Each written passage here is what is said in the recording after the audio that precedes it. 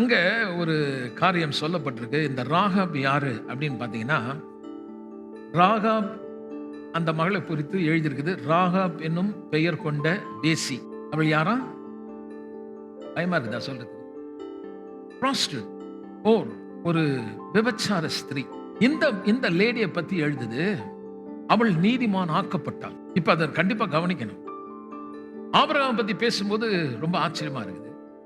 அவன் தேவனை விசுவாசித்தான், அது நீதியாக எண்ணப்பட்டது. அப்ப இந்த அம்மா எப்படி கர்த்தருடைய பார்வையில எப்படி நீதியாக அது எண்ணப்பட்டது அப்படின்னு பார்க்கிறதுக்கு அங்க ஒரு காரியம் சொல்றாரு. அந்த அம்மாவுக்கு எப்படி முதல்ல நீதி வந்தது, நீதி எப்படி நிறைவேறுச்சு நான் காட்டுறேன். 2ஆம் அதிகாரம் 9வது வசனத்தை நம்ம படிக்கலாங்க. கர்த்தர்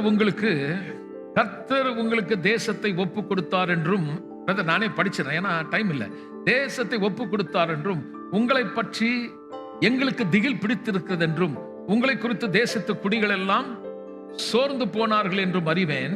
நீங்கள் எகிப்திலிருந்து புறப்பட்ட போது கர்த்தர் உங்களுக்கு முன்பாக சிவந்த சமுத்திரம் தண்ணீரை வற்றி போக பண்ணினதையும், நீங்கள் யோர்தானுக்கு அப்புறத்தில் சங்காரம் பண்ண எம்மோரின் 2 ராஜாக்களாகிய சீகோனுக்கும் ஓகுக்கும் செய்த கேள்விப்பட்ட போது எங்கள் இருதயம் கரைந்து போயிற்று. உங்களாலே எல்லாருடைய தைரியம் அற்று போயிற்று.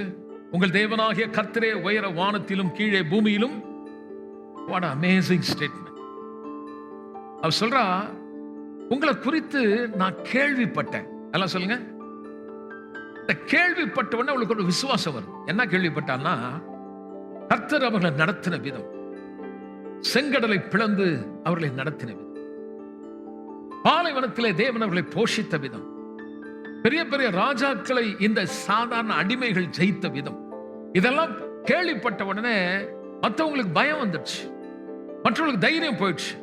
ஆனா இவளுடைய அறிக்கையை கவனிங்க. ஒரே ஸ்டேட்மெண்ட்.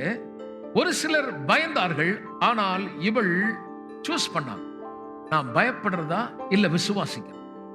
இந்த தேவனுடைய மகத்துவத்தை குறித்து சில பேர் கேள்விப்பட்டு சில பேர் பயங்கரமான தேவன், பெரிய தேவன் சொல்லிட்டு போயிடுவாங்க. ஆனா இவள் தேவன் பெரியவர், யுத்தத்தில் வல்லவர் என்பதை கேள்விப்பட்ட உடனே ஒரு ஸ்டெப் ஃபர்தரா போறா. வானத்திலும் பூமியிலும் பூமி எங்கும் இவரை அல்லாமல் வேறே தேவன் இல்லை என்பதை அப்படி எண்ணினாலே அது தேவனுடைய பார்வையிலே அவளுக்கு அது என்னவாக இருந்தது என்றால், எனக்கு அருமையானவர்களே, அது அவளுக்கு ஒரு நீதியாக எண்ணப்பட்டது.